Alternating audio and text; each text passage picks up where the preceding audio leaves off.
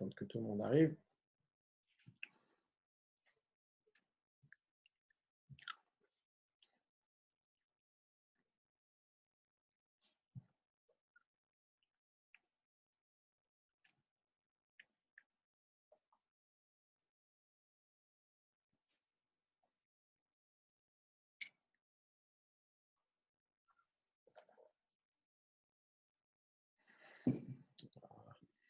On va qu'on soit à la moitié.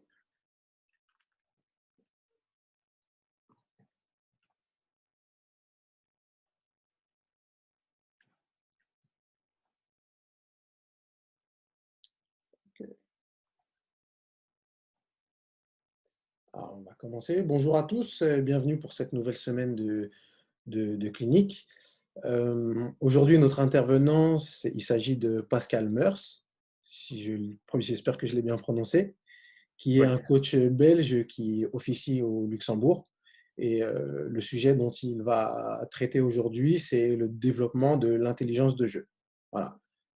Pascal est quelqu'un que je suis depuis quelque temps sur les réseaux sociaux. J'ai eu l'occasion de l'écouter parler et je trouve ses interventions très intéressantes et un contenu qui mérite d'être partagé avec tout le monde. Pascal, je te laisse la main. Merci beaucoup. Et pour commencer, je veux te remercier évidemment pour l'organisation d'un truc génial pendant des temps difficiles avec le corona. Donc, merci beaucoup pour ta invitation. Laisse-moi aussi commencer par m'excuser pour mon accent flamand. Donc, je suis un coach belge du Nord, donc j'assume que je ne peux pas cacher mon accent flamand. Donc, mais normalement, ça va aller. Si tout va bien, maintenant, je vais partager mon écran. Comme j'ai préparé une présentation. Alors, si certains n'arrivent pas à le voir, n'hésitez pas à nous mettre un message sur le chat.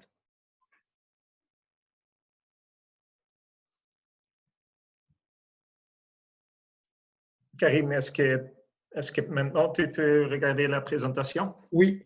Ouais. Comme tu as annoncé, le titre de ma présentation d'aujourd'hui, c'est Développer l'intelligence de jeu, ce qui, dans mes yeux, est très important, évidemment. Et à mon avis, il y a beaucoup de choses à dire là-dessus. Peut-être d'abord 2 mots sur moi-même. Comme je t'ai dit, je suis un coach belge. Un jour, 2011, j'ai commencé ma carrière professionnelle en D1 en dames en Belgique. Et après, j'ai travaillé une année en France, dans le Nord, sur Arras, aussi l'équipe féminin et plus spécifique, le centre de formation. Il faut dire que j'ai que des bons mémoires de mon temps en France. Et après, j'ai plutôt coaché dans la division 1 de Luxembourg et aussi l'Hollande. Mais l'année dernière, j'ai eu la chance de travailler pendant 6 mois dans une académie à Valencia, avec une collaboration avec Valencia Basket, ce qui pour moi était un rêve. Je vais te raconter plus tard dans la présentation. Mais pour moi, l'Espagne, c'est le pays que je suis depuis 2008. Et surtout, c'est pour moi le pays avec la meilleure formation dans le basket. Depuis des années, et mon expérience là-bas à Valencia, c'était génial aussi pour ma formation comme coach. Surtout comment on travaille avec les jeunes, mais aussi évidemment avec l'équipe professionnelle là-bas au niveau d'Euroleague. Et je vais te raconter plus. Si on veut parler sur l'intelligence de jeu, il faut poser la question évidemment, c'est quoi un joueur intelligent? Pour moi, il y a 2 aspects qui sont plutôt importants. Pour moi, un joueur intelligent, c'est un joueur qui voit le jeu de basket. En anglais, someone who sees the game. Et souvent, c'est aussi un joueur qui peut prédire le futur un peu sur le terrain, qui voit une étape plus loin que le présent. Et le deuxième aspect, c'est évidemment c'est sa décision. Parce qu'un joueur, dans un match, il va prendre tellement de décisions et la décision, ça dépend de la défense, la situation, la position, le timing et tout ça. Dans des situations nouvelles, de prendre des meilleures décisions. C'est aussi le deuxième aspect d'un joueur intelligent. Sur le premier aspect, voir le jeu. Pour moi, il y a quelques trucs qui sont intéressants, qui m'ont appris beaucoup et qui me permettent de travailler là-dessus à l'entraînement. Il y a un truc que j'ai constaté en Espagne aussi, c'était dans le tournoi, le Mini Copa Endesa en Espagne pour le U14. C'est un grand événement, un événement national pour les meilleures équipes U14. Et là, j'ai constaté un truc qui m'a fait réfléchir. C'était le fait que pendant les matchs-là, on n'arrête pas souvent le jeu. Ça veut dire si le ballon est dehors à côté du terrain, les joueurs ne doivent pas arrêter pour que l'arbitre puisse toucher le ballon avant de reprendre le jeu. C'est simplement les joueurs qui prennent le plus vite possible le ballon et continuent à jouer. Et pour moi, c'est un truc intéressant. Ici en Belgique, on ne connaît pas. Je ne suis pas trop sûr pour la situation en France parce que je sais qu'il y en a plusieurs pays avec les mêmes règles pour les jeunes. Bon, moi-même, je l'adore. Je l'adore pour les jeunes. Et pourquoi? Ben, exactement parce que les jeunes sont obligés de regarder le plus loin. Et on ne va pas arrêter le jeu et on ne va pas attendre l'arbitre. Et surtout, on ne va pas attendre le moment où la défense est organisée. Donc, on prend le ballon le plus vite possible et on essaie d'utiliser le petit avantage qu'on pourrait avoir. Et en effet, c'est pour la même raison que j'adore à l'entraînement de jouer le 3 contre 3 avec des règles de FIBA. Ça veut dire quoi, le 3 contre 3 avec les règles de FIBA? Ce que j'adore là, c'est que le ballon, ce n'est pas mort après un panier. Si un des deux équipes marque un panier, c'est à l'autre équipe de prendre le ballon le plus vite possible du basket, de faire le sortir et de continuer à jouer. Donc là, il n'y a pas le temps pour dire bonjour à maman dans les gradins, de fêter avec des coéquipières le basket. Non, il faut tout de suite enchaîner les actions. Et pour moi, c'est un truc qui est très, très difficile à corriger à un âge plus tard. Parce que je connais beaucoup de joueurs avec un bon base, avec des fondamentaux assez bons, mais qui ne peuvent pas enchaîner les actions, qui donnent une passe, qui vont plus haut, qui font un sprint, arrêtent et tout ça. Et chaque fois, ils sont entre les actions, ils sont trop hauts sur les jambes. Et c'est un grand problème pour corriger à un âge plus tard. C'est pour ça que j'adore de temps en temps de jouer 3 contre 3 avec les règles de FIBA. Et j'ai fait ça avec des jeunes, mais aussi avec des pros en Division 1. Simplement parce que ça te permet de jouer à un rythme très, très élevé sans des pauses. Et chaque fois, essayer d'utiliser l'avantage. Et pour moi, c'est aussi un mindset. Si je suis en train de coacher un match en Division 1, ça ne m'intéresse pas si l'autre équipe fait un dunk sur nous, mais c'est à nous de penser à l'action suivante. Tout de suite, si on prend un dunk, on fait le inbounds et on continue et on essaie de jouer un fast break. Ça doit être notre intention, notre mindset. et laisse l'autre équipe fêter le dunk et regarder les gradins et tout ça, c'est à nous de penser à l'action suivante. Et pour moi, le FIBA 3 contre 3, ça m'aide beaucoup. C'est la même chose si on joue le 3 contre 3. Avec les règles de FIBA, j'essaie d'ajouter la règle de 0,5 secondes. C'est une idée que j'ai repris de Greg Popovich de San Antonio. Ils jouent aussi avec la même règle. C'est si quelqu'un reçoit la balle, ils ont 0,5 secondes de prendre une décision. Soit le tir, la passe, la pénétration, n'importe quoi, mais il faut prendre une décision dans 0,5 secondes. Sinon, c'est le coach qui siffle et c'est une balle. Parce que ça aussi, ça te permet d'avoir un certain flow, un certain rythme, une vitesse dans l'attaque. Et la balle dans ton attaque, ça n'arrête pas.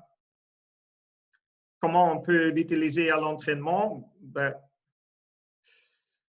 Au début, en échauffement, même en échauffement, j'aime bien de faire des exercices 3 contre 3, 5 contre 5, où on va tout terrain, on n'est pas, on peut pas prendre des dribbles et il faut prendre une décision dans 0,5 secondes.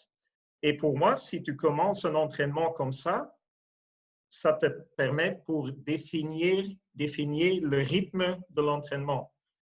Pour moi, c'est un statement, c'est le rythme avec lequel on va aborder tout l'entraînement.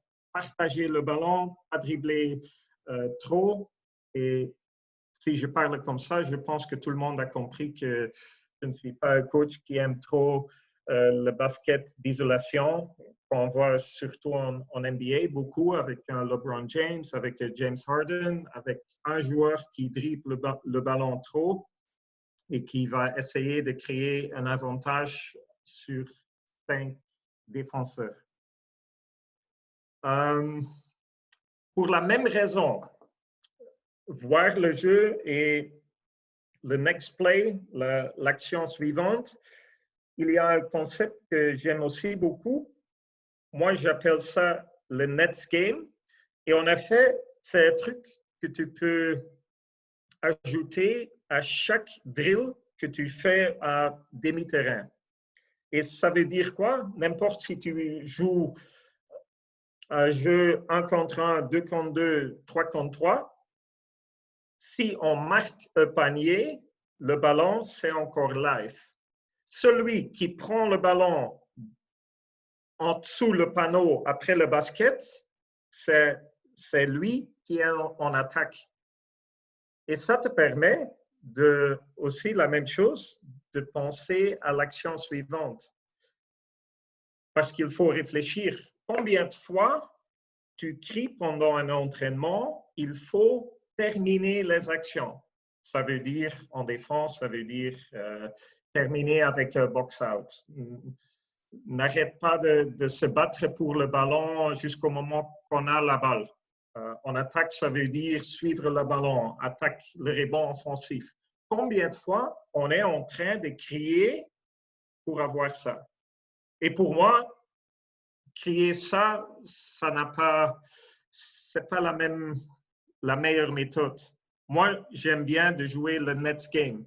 Ça veut dire, dans chaque exercice, demi-terrain, c'est le next game. Celui qui prend la balle après un panier, c'est à lui de jouer encore une fois en attaque.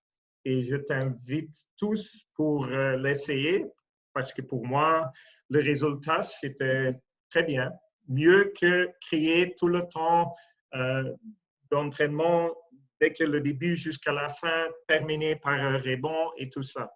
Surtout dans des drills d'1 contre 1, c'est plutôt difficile à installer, mon avis. Et ça, c'est quelque chose qui m'a apporté beaucoup et c'est pour ça que je veux le partager avec vous aujourd'hui. Il y a un autre truc. Je veux te dire quelque chose et c'est mieux de dire je veux t'inviter pour réfléchir sur un truc. Et le truc, ce sont des lay-ups, des tirs en course, lay-up, comme tu veux. Parce que souvent, des coachs, des entraîneurs me posent des questions et souvent, le problème le plus grand est on n'a pas assez de temps avec mon équipe sur le terrain. On n'a pas assez d'entraînement pour installer le jeu que je peux m'imaginer. Et je pense qu'il y a des manières pour utiliser ton temps d'entraînement plus efficace. Et un truc, c'est sur les lay-ups. Peut-être il faut réfléchir une fois combien de temps on fait des lay-ups 1 contre 0. On appelle ça des lignes de lay-up.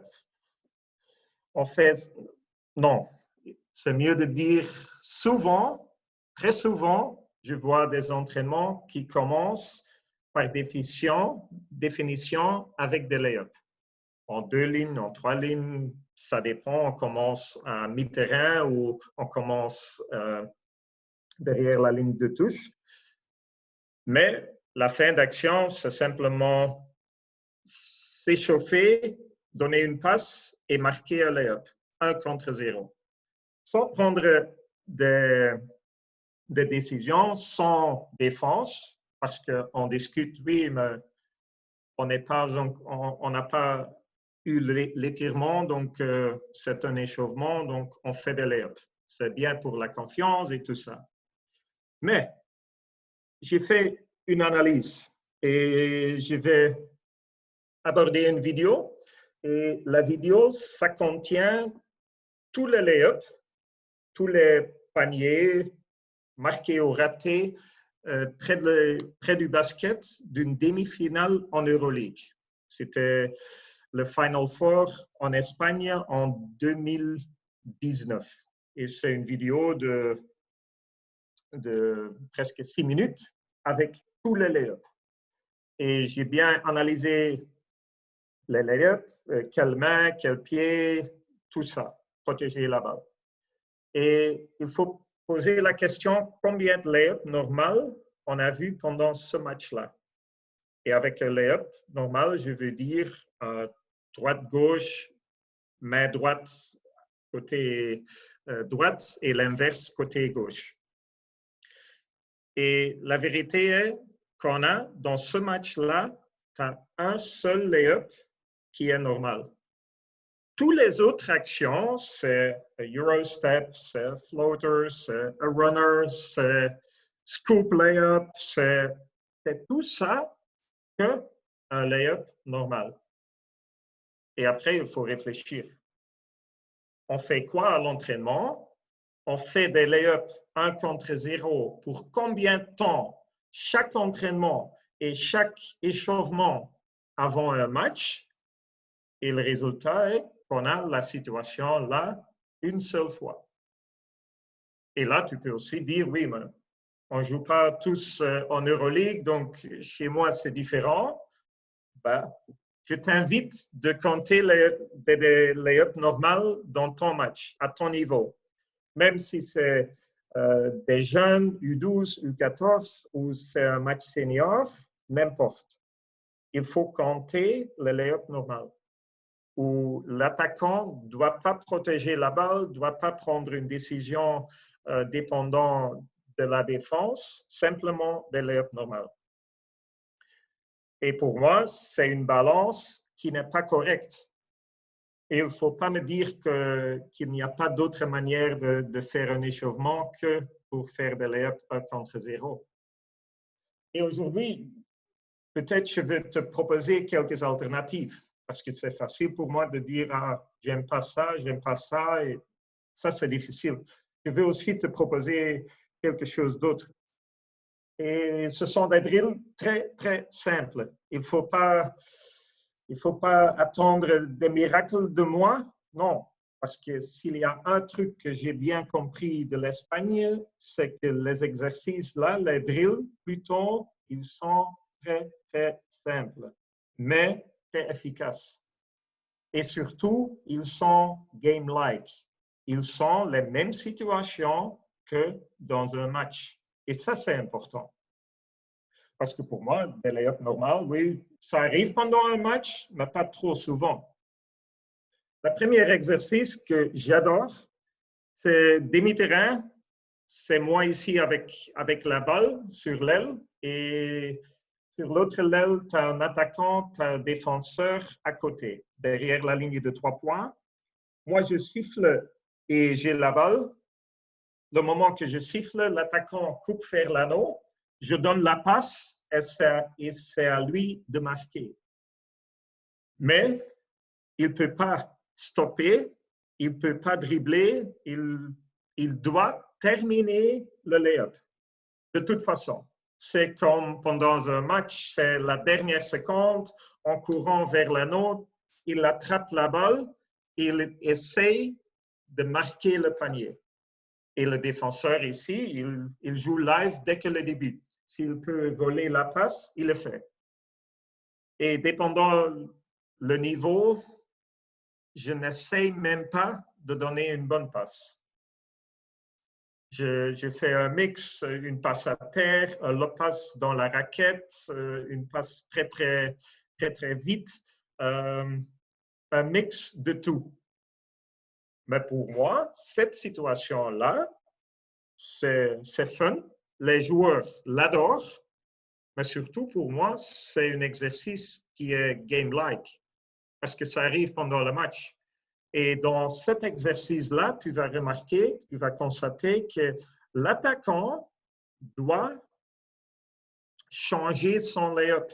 Et parfois, il va terminer le lay-up avec l'autre main, avec un pied en lieu de deux, avec un scoop, un floater, pour éviter la défense.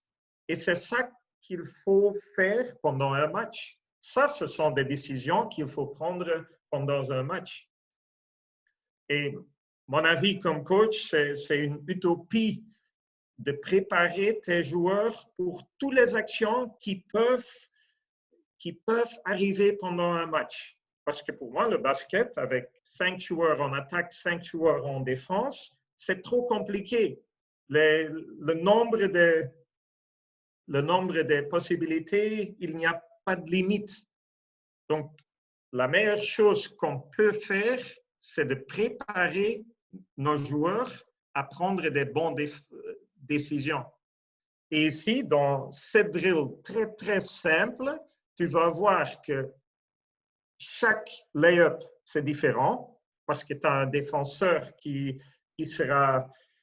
a le challenge pour stopper l'attaquant, donc il va essayer, et je vais aussi lui encourager d'essayer de faire autre chose pour avoir un mélange de différents styles de lay-up.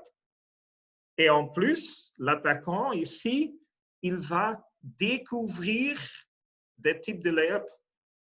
Parce que tu peux aussi dire, oui, moi je ne fais pas que des lay-up normaux. On fait une série de 10 types différents de lay-up. On fait avec un pied, avec la off-main, avec tout ça, sans défenseur.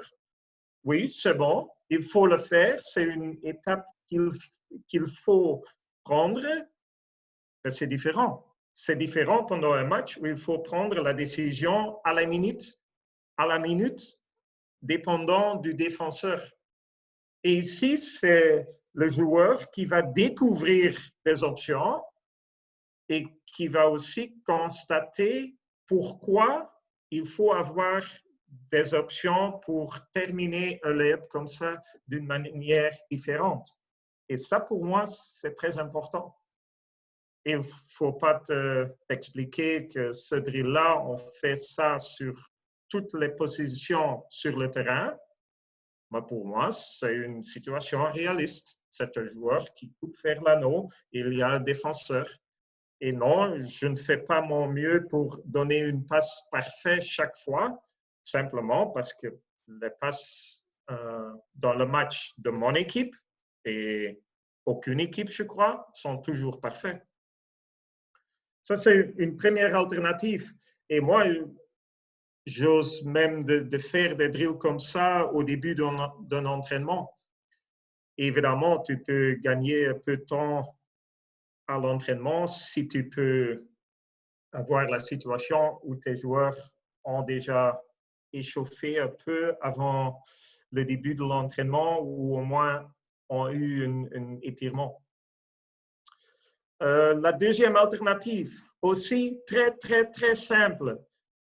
Tu as deux joueurs qui commencent l'un derrière l'autre, derrière la ligne de 3 points, et l'attaquant garde la balle dans le dos du défenseur.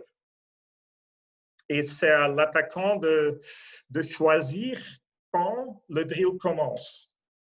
Le moment que le défenseur ne sent plus la balle dans le dos, il peut jouer en défense en live. Évidemment, par définition, l'avantage, c'est pour l'attaquant. C'est à lui de choisir quand il va attaquer et à quel côté. Donc, dès le début, il a un avantage. Et de là, c'est à lui de protéger la balle et de choisir de prendre une décision comment terminer le layup et comment, je vais terminer le layup avec quelle main pour que je peux protéger la balle de la défense. Excusez. Et aussi cela, ça peut faire partie d'un échauffement. Parce que là, c'est encore avec un avantage. On joue pas encore live. Il ne faut pas encore créer l'avantage, mais l'avantage, c'est créé par définition par le drill. Et ça, c'est très important parce qu'ici, par exemple, dans chaque cas, l'avantage est dans le drill. Donc, tu peux demander de ton joueur de jouer live dès le début. Parce que j'aime pas trop des exercices, souvent 2 contre 2, 3 contre 3, où tu vas demander à ton défenseur, ici, laisse-lui te battre et après on fait une rotation. J'aime pas de demander ça à mon défenseur parce que dans la tête, c'est difficile. Un joueur, il va live ou il va pas du tout. C'est aussi l'intention, le mindset que je demande de mes joueurs. Ou on va all-in, ou on ne le fait pas du tout. C'est un des deux. Mais entre les deux, il n'y a rien. Et une troisième alternative, aussi très simple, aussi 1 contre 1, qui est une alternative pour faire pour trop longtemps que des layups 1 contre 0 qui n'arrivent pas pendant le match. C'est moi ici à l'aile, dans la zone de 3 points, ici derrière la ligne de touche, tu as un attaquant, tu as un défenseur. Moi, j'ai la balle dans un des deux bras qui sont étendus et c'est à l'attaquant de prendre la balle et marquer le plus vite possible. Au défenseur, c'est à lui de me taper la main avant de jouer live en défense. Ici, c'est la même chose. Parce que ici, l'avantage pour l'attaquant, c'est créé par l'exercice.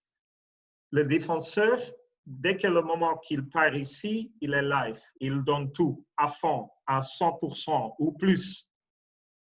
À l'attaquant, ici, on travaille sur jouer on the catch, de jouer tout de suite, prendre la balle et faire une décision dans 0,5 secondes.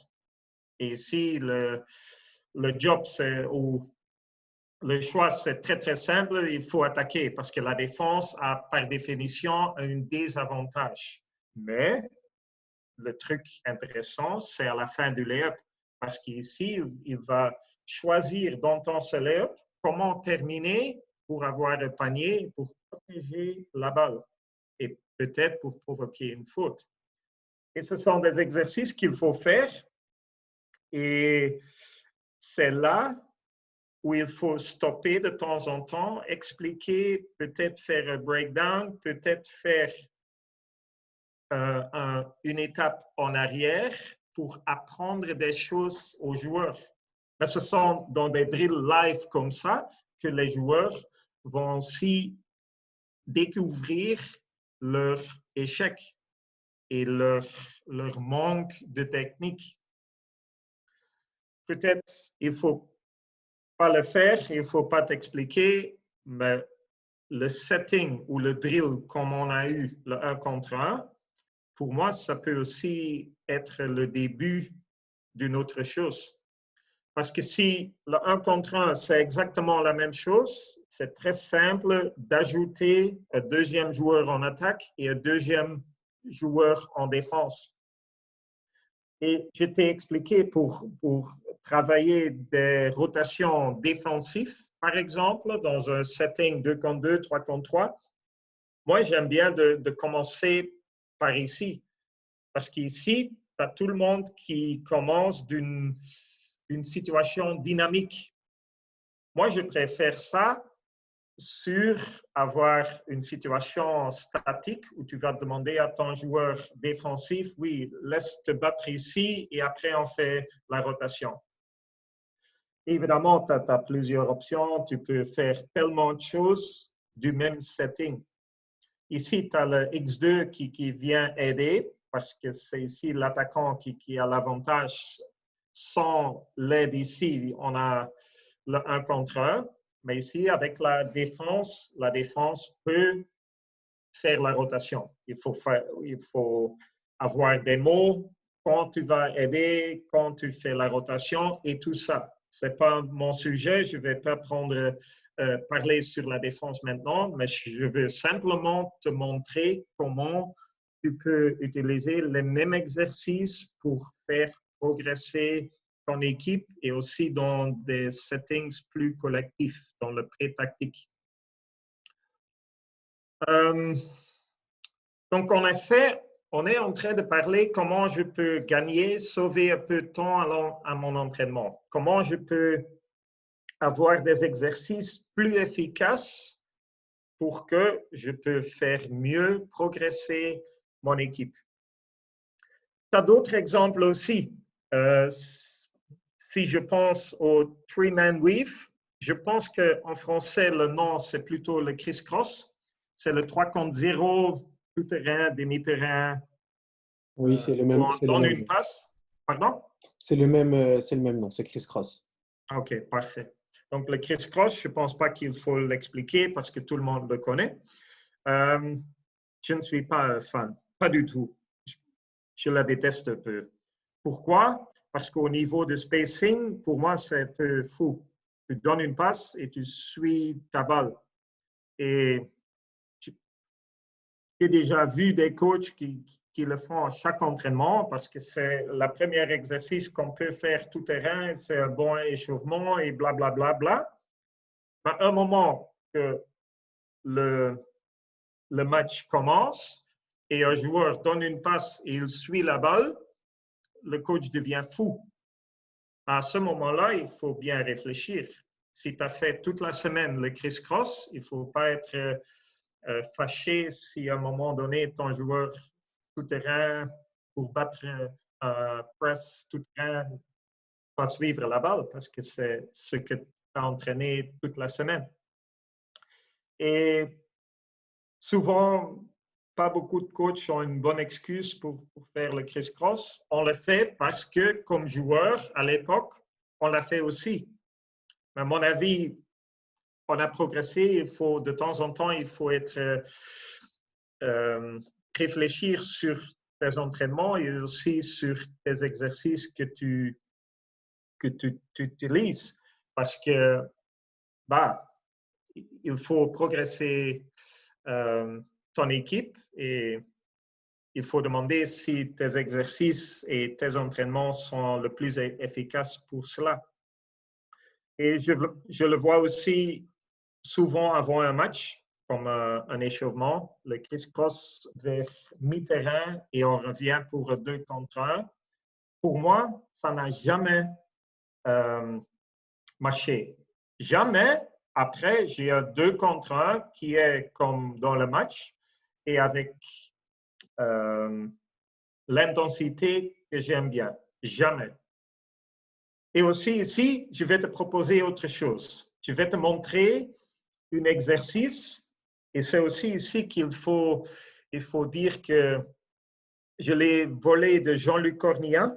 Je ne sais pas s'il est en train de regarder maintenant, mais c'est le coach avec lequel j'ai travaillé en Belgique, en dames, en division 1 en 2011.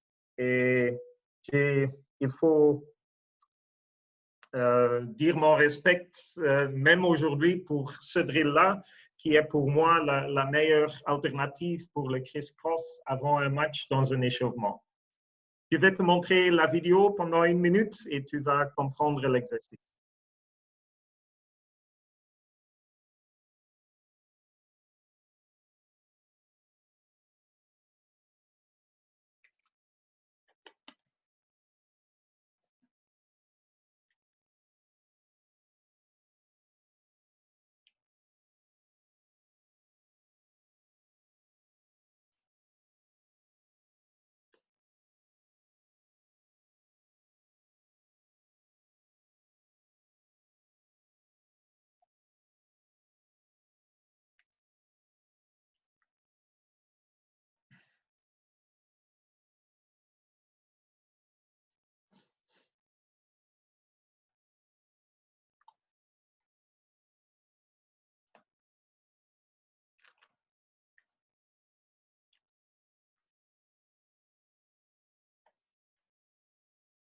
Bon, je pense que c'est clair. Les images viennent d'un colloque à Valencia, en Espagne. Mais pour moi, j'aime beaucoup mieux cet exercice-là dans un échauffement avant un match. Et même, j'utilise en jeune, mais aussi en senior, à plus haut niveau. Pourquoi? Parce que c'est un exercice où on utilise chaque mètre carré sur le mi-terrain avant un match. Et surtout, c'est un exercice avec une très bonne intensité, la même intensité que j'attends pendant le match de mon équipe. Et en plus, pour moi, c'est très, très réaliste. Parce que dans mon philosophie de basket, si on joue une transition secondaire ou une fast break, moi, je préfère d'avoir la balle à côté du terrain. Donc, le moment que tu vois ici que l'aile va attaquer l'anneau, pour moi, c'est très, très réaliste. Parce qu'ici, tu as un meneur qui a donné la passe devant lui, à côté du terrain, vers l'aile. Et ici, au milieu du terrain, tu as un premier défenseur qui est en train de sprinter en défense, qui fait sa transition défensive. Pour moi, c'est très, très réaliste d'un match. De l'aile, qu'est-ce que j'attends? Le moment qu'il attrape la balle, il faut être agressif et attaquer la défense. Il faut provoquer une décision de la défense. Il faut attaquer jusqu'au moment que lui, il commet à 100%, il prend le choix de stopper la balle. Si ça, c'est le cas, on donne une passe à ta coéquipière et c'est à lui de marquer un lay-up. Mais un des deux doit avoir un lay-up plutôt facile. Sinon, c'est lui qui n'a pas forcé la défense vers une décision claire.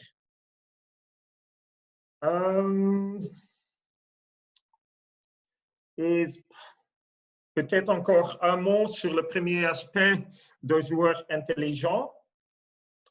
Pendant le corona, on voit trop souvent des challenges en ligne, sur des réseaux sociaux, ce qui est bien. Je l'adore, c'est bien, c'est mieux de faire rien et tout ça. Mais aussi là, il faut aussi réfléchir. Parce que trop souvent, je vois des exercices avec 2 balles, avec un ballon de tennis et tout ça. C'est bien, je l'utilise aussi, je l'aime bien, mais pas trop. Si tu vas pour trop longtemps dribbler avec 2 ballons, mon avis, c'est plus efficace de faire autre chose. Pourquoi? Jamais pendant un match, tu vas dribbler à 2 mains. Et je te crois bien, c'est bien pour la coordination entre les yeux, les mains, tout ça, pour avoir 2 mains à dribbler, oui, je te crois. Et c'est bon, mais pas trop longtemps. Il faut aussi réfléchir là-dessus. Si on parle de l'intelligence de jeu, à mon avis, il y a aussi un aspect qui est important et c'est aussi le moment que je veux au moins toucher les statistiques avancées. Parce que j'ai fait à l'époque, il y a longtemps, j'ai fait un doctorat en mathématiques, ce qui explique un peu mon amour pour les statistiques avancées et aussi pour mes analyses. J'aime bien d'analyser un adversaire, un jeu et tout ça avec la vidéo, mais aussi avec des nombres, avec des statistiques. Et pour moi, c'est là où l'Europe est encore loin derrière, par exemple, la NBA. Il y a un grand trou au niveau de comprendre le jeu entre l'Europe et la NBA. Parce que pour moi, les statistiques, non, ça ne dit pas tout, mais ça peut t'aider. Et comme coach, mon avis, c'est notre job et ça va encore progresser dans les années à venir. Que pour moi, ça sera un tool très important d'être capable d'analyser des statistiques. Et pas simplement analyser parce que des chiffres sont des chiffres et ça ne va pas t'aider forcément pour gagner un match, mais c'est surtout pour interpréter les chiffres sur le terrain. Et moi, avec mon background dans les mathématiques, je ne vais pas embêter mes joueurs avec trop de mathématiques et trop de chiffres parce que honnêtement, ça ne leur intéresse pas du tout. Ils ne viennent pas à l'entraînement pour avoir encore une autre classe de mathématiques. Ce n'est pas le but. Mais chaque fois, moi-même, comme coach, moi, je veux m'occuper avec les statistiques avancées parce que ça me permet de comprendre notre jeu mieux, pour comprendre le jeu d'adversaire mieux. Et avec toute la connaissance que j'ai eue sur l'adversaire, par exemple, je veux distiller un seul chiffre qui sera clair dans mon game plan. Si on va aborder un match comme coach, très souvent, on a 3-4 clés du match qui vont décider sur le match. Ben, pour moi, il faut dire que les statistiques avancées me donnent une clé. Et pour moi, c'est correct. Je veux investir mon temps dans les stats avancées si ça me donne une clé pour gagner le match.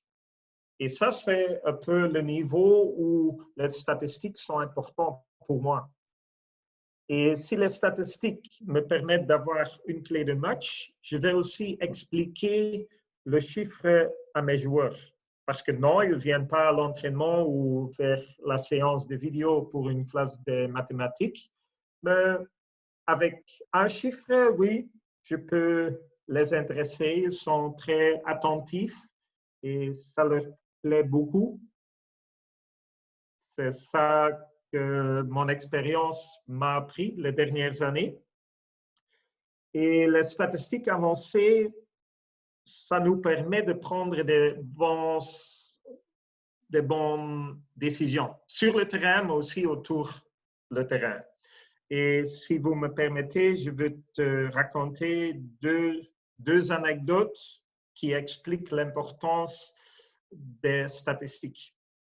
Et je vais prendre un exemple dans la Ligue en Belgique, la Ligue professionnelle, l'Euromillions League. Ce n'est pas de cette année-ci, c'était la saison 2017-18.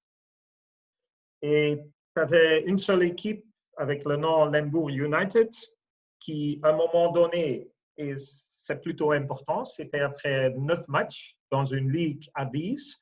Donc, à ce moment-là, l'équipe a joué tous ses adversaires, ce qui est quand même important parce que ça nous permet de comparer les chiffres.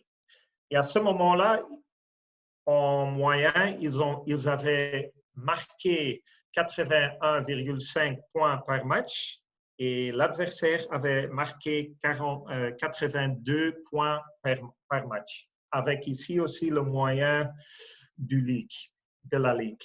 Et à ce moment-là, l'équipe a décidé de virer leur coach.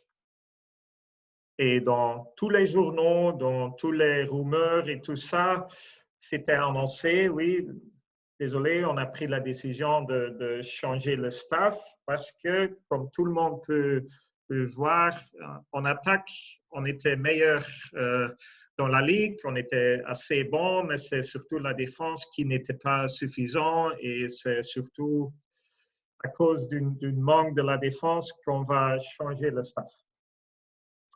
Mais il faut bien analyser les chiffres. Ce que j'ai fait pendant cette année-là de la Ligue en Belgique, parce que pour moi, ce ne sont pas les points marqués et les points marqués par l'adversaire qui disent tout sur la prestation d'une équipe. Parce qu'en effet, si on va analyser le jeu et on ne va pas regarder à les points marqués, on va analyser une rating en attaque, ce qui est mieux des points marqués sur 100 possessions. À ce moment-là, j'ai constaté que leur défense était meilleure que leur attaque. Avec un rating en attaque de 107 et un rating défensif de 107,9, la conclusion était que leur défense était mieux que leur attaque si tu fallait comparer avec la Ligue. Et comment tu peux expliquer ça? Ben, c'est une question de la vitesse du jeu. Parce que si à ce moment-là, on va comparer le pace dans la ligue, et le pace, c'est pas être vite dans tes actions sur le terrain, mais c'est le nombre de possessions qu'une équipe a en moyenne pendant 40 minutes. L'équipe qu'on a discutée, c'était Limbourg. Ils avaient forcément le pace, la vitesse, le plus vite du pays. Donc, ça veut dire que c'était l'équipe avec le maximum où ils avaient plus de possession que n'importe quelle autre équipe dans 40 minutes.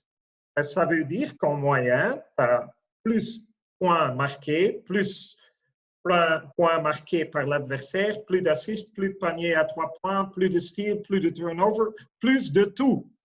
Ah oui, c'est logique, parce que si tu as plus de possession, évidemment, tu as plus de tout.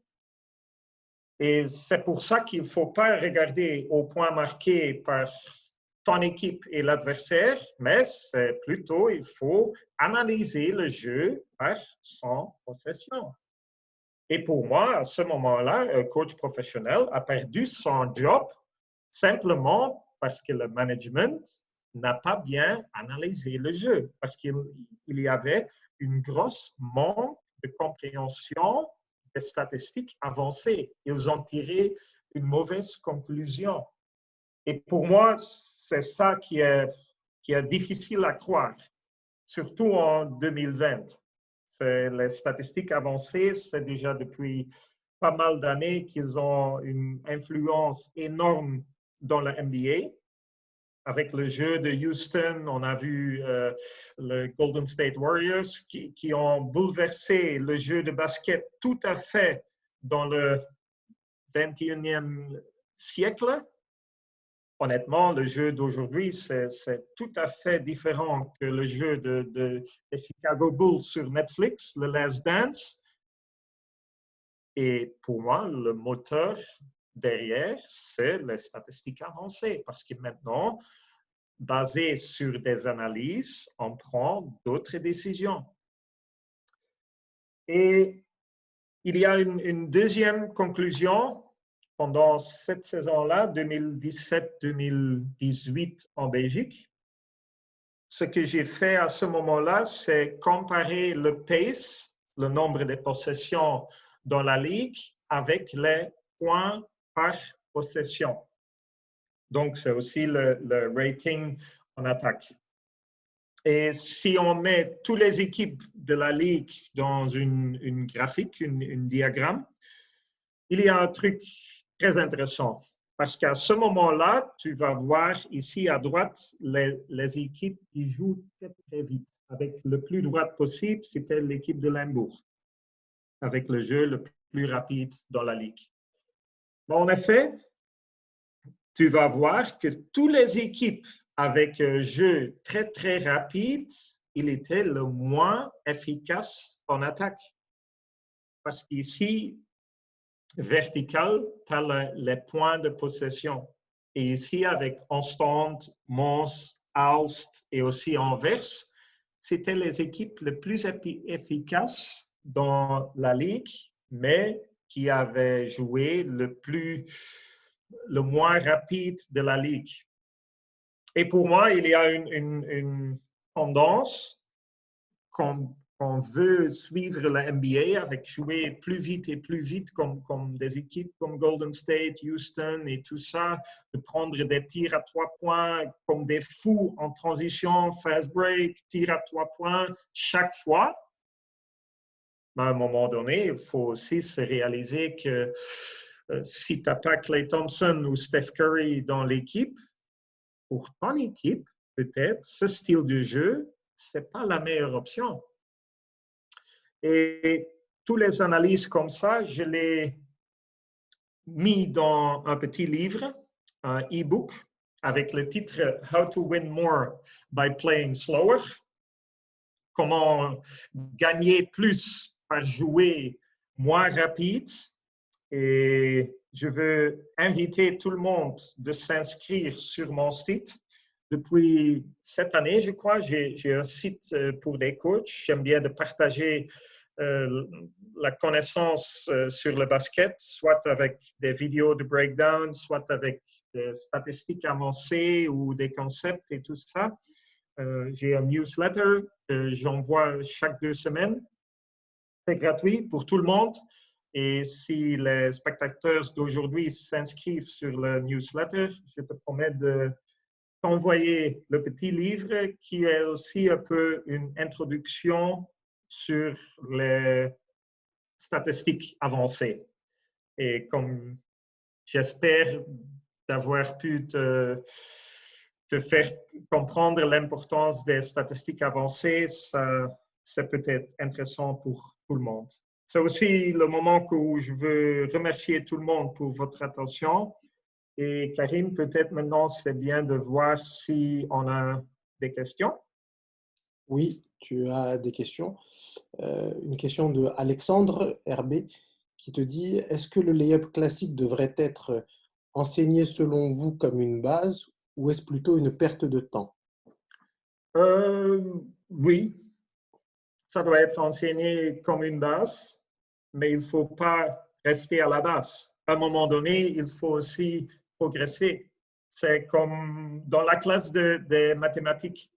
Là aussi, si on fait le calcul avec des chiffres de moins 100 en disant, à un moment donné, on va progresser avec des chiffres plus grands. Mais on ne va pas dire, ah oui, il faut avoir 10 sur 10 sur tes examens avant de progresser vers l'autre niveau. Et ça, c'est à mon avis un peu l'idée que certains coachs ont. Ils ne veulent pas commencer avec un Eurostep, un floater et tout ça avant que les joueurs sont capables de marquer 100 sur 100 lay-up. Pour moi, c'est un peu fou. Les joueurs, ils vont rater de temps en temps un lay-up, mais ça ne doit pas te laisser de ne pas progresser. À un moment donné, il faut le faire. Il faut progresser vers l'autre étape. Ouais. Sur les exercices que tu as montrés, sur le premier exercice que tu as montré, j'ai Benjamin Larue qui demande: est-ce que les joueurs ont le droit de finir sur 2 pieds? Non. Pour commencer, non. Mais si tu vois que ton équipe, ils l'ont besoin, tu peux le faire. Ça dépend du niveau de ton groupe. Tu peux le faire avec ou sans, c'est à toi de choisir.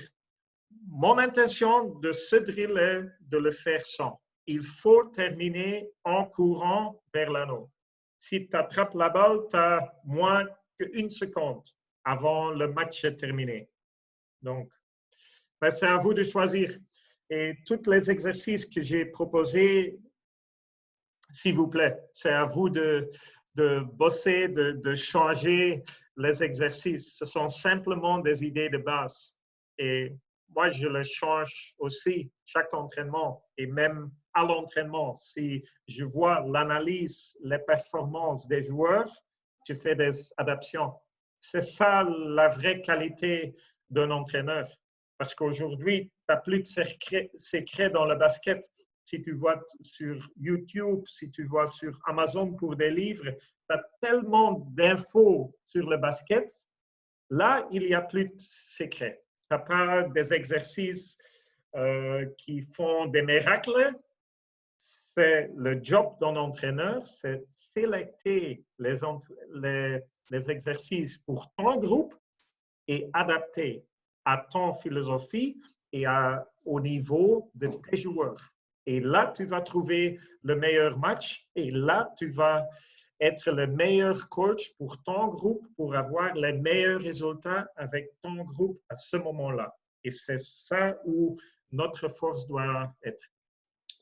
Alors, une autre question de Franck Salière. Vous arrive-t-il d'obliger en attaque une équipe à scorer avec un nombre de dribbles maximum afin d'accélérer la prise de décision?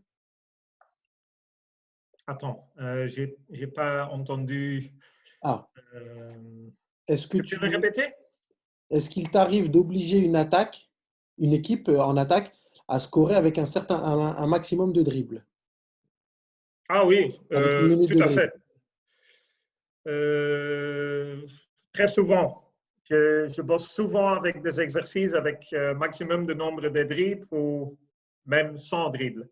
Mes joueurs le savent déjà très souvent parce que souvent à l'entraînement, ils sont même surpris qu'ils peuvent dribbler. Ah, coach, aujourd'hui, c'est avec dribble? Oui. Aujourd'hui, de temps en temps, oui, ils peuvent dribbler. Mais c'est un peu aussi mon philosophie. J'essaie de jouer souvent sans dribble, donc, ben oui, je l'utilise souvent. D'accord. Tu parlais de ne pas limiter les jeunes dans ce qu'ils pouvaient essayer, de ne pas attendre forcément qu'ils maîtrisent que le lay-up. Est-ce que c'est comme ça que ça se passe aussi en Espagne, où on laisse les joueurs tenter des choses comme des flotteurs, des Eurostep qu'on pourrait qualifier de plus compliqués, plus avancés? Oui, oui. Là, c'est un des trucs qui m'a ouvert les yeux. Là, j'ai vu des joueurs de U10 faire des tirs de fou. Même floater, un main, deux mains, off main, tout ça. J'ai vu une équipe U12 qui ont fait des layups 10 types différents. U10, donner des passes à une main, du dribble à U10. Et en effet, ils ont même encouragé pour faire des erreurs. Parce que si toujours tu vas rester dans des cas qu'ils maîtrisent, oui, tu vas marquer ou tu vas progresser de marquer de 90% de tes layups vers 99%, Mhm. mais c'est plus un challenge. Tu ne vas pas challenger tes joueurs pour faire des erreurs parce que c'est dans les erreurs que les joueurs vont progresser, à mon avis. Et oui, c'est forcément l'idée, la vision en Espagne. Inclus-tu le passing game dans ta philosophie de jeu rapide et si oui, comment? Oui, oui. Comment? Peut-être c'est le thème pour un autre colloque, évidemment, d'expliquer ma philosophie dans le jeu rapide. Ma vie, ça commence dans des consignes très, très simples. Si mon meneur, il va demander la balle, si lui, il a l'option de donner la passe avant même de prendre un seul dribble, il est obligé de donner la passe. Et même après, s'il n'est pas obligé par la situation de commencer à dribbler, il va renverser la balle avec des passes. Donc oui, si possible, on joue beaucoup sans dribbler. Mais évidemment, de temps en temps, si le joueur a une option tout-terrain d'attaquer sa défense de la vitesse, il faut le faire. C'est pas que pendant le match, je joue sans dribble. Ben oui, c'est le jeu le plus rapide, c'est aussi le jeu le plus collectif que mes joueurs aiment le mieux, plutôt que un jeu d'isolation. Alors, j'ai une question là qui revient sur ton diagramme. Comment expliquer que les équipes les plus rapides soient les moins efficaces? Ben, mon avis, c'est un peu le truc que j'ai expliqué. Si tu vas regarder des équipes les plus faibles dans les ligues, parce que maintenant, j'ai montré le diagramme pour la Belgique, mais en effet, la Belgique, ce n'était pas une exception. J'ai regardé plusieurs ligues en Europe et souvent, j'ai constaté que les équipes les plus faibles avaient le jeu le plus rapide. Mais peut-être c'est aussi un peu logique parce que les équipes les plus faibles, ils ont du mal pour créer un bon tir d'un set play, d'une situation 55 demi-terrain.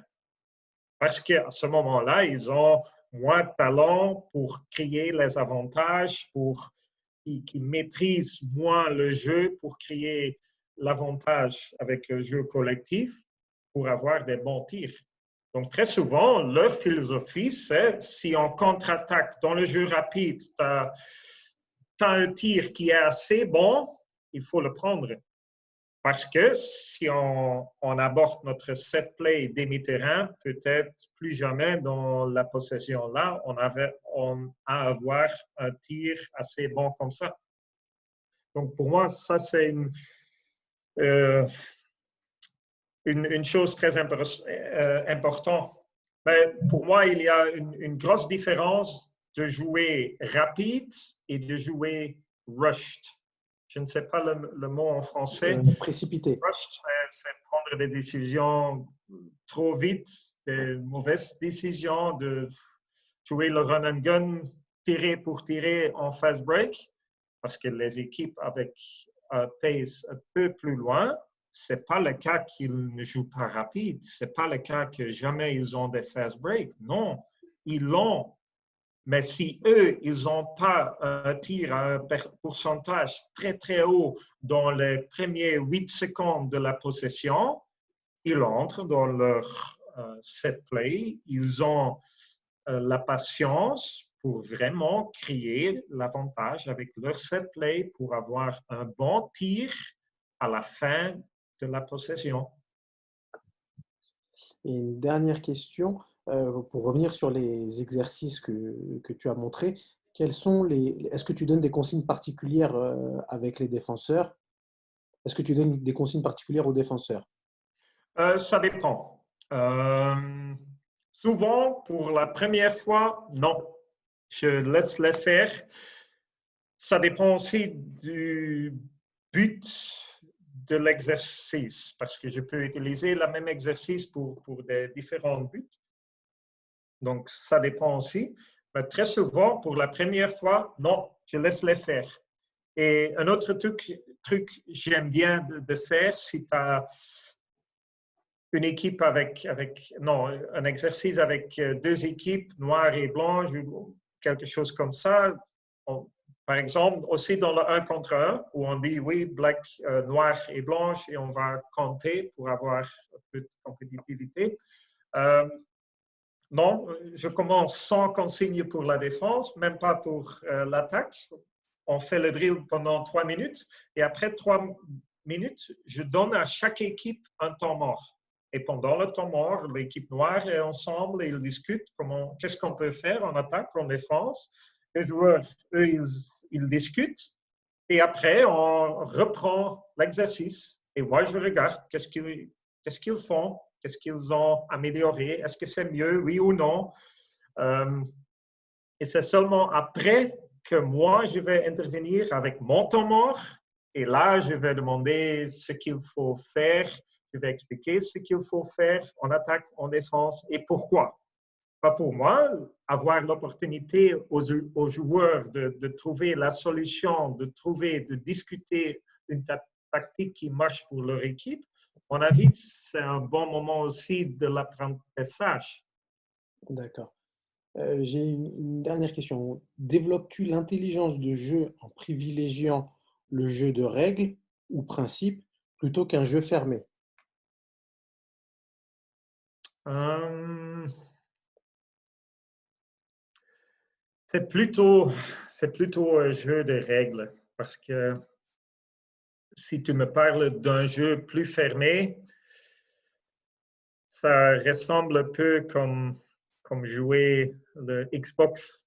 Si moi je joue le NBA Live sur Xbox, je l'ai découvert il y a un an. C'est chouette aussi, c'est bon.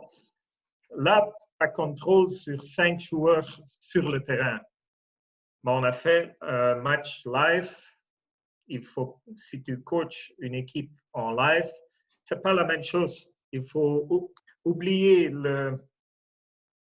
l'utopie que tu as contrôle sur les 5 joueurs. Donc, n'importe que tu fais à l'entraînement, dans le match, les joueurs, ils ont tellement de décisions. Le jeu en live, maintenant, avec le basket moderne, tu as tellement d'options, espace et liberté. J'aime pas trop le jeu trop fermé, surtout pour former les jeunes, parce que j'ai commencé un peu mon colloque aujourd'hui. Faire progresser tes joueurs, former tes joueurs, c'est leur apprendre de, de prendre des bonnes décisions dans des situations nouvelles.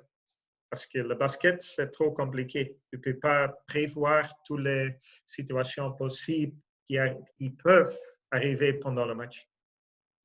Bah, écoute, je te remercie Pascal de ton intervention, du temps que tu nous as donné. Où est-ce que les gens peuvent te contacter? J'ai vu que tu as mis ton site. Est-ce ils peuvent te contacter aussi sur les réseaux sociaux? Oui, évidemment. Je vais encore partager euh, mon dernier slide. Tu peux le voir? Oui, oui, oui. Oui. Donc, tu as mon site. Là, tu peux laisser ton adresse email pour recevoir le e-book et pour t'inscrire sur mon newsletter. Et en dessous, tu peux me contacter ou connecter sur les réseaux sociaux, Facebook, Twitter, Instagram, comme tu veux. Je suis toujours prêt à parler du basket, à préférer avec un bon café, mais même en ligne. Donc, si quelqu'un veut parler le basket, c'est toujours le bienvenu. Merci beaucoup Pascal. Merci à vous. À bientôt. À bientôt. Au Merci. revoir. Pour tous les participants, je vous dis rendez-vous demain. Notre intervenant sera Virgile Abel, le coach du centre de formation de Bourges, qui nous parlera du jeu de transition qu'il a mis en place avec ses équipes du centre de formation. Donc, je vous dis à demain, prenez soin de vous, bonne fin de journée, au revoir.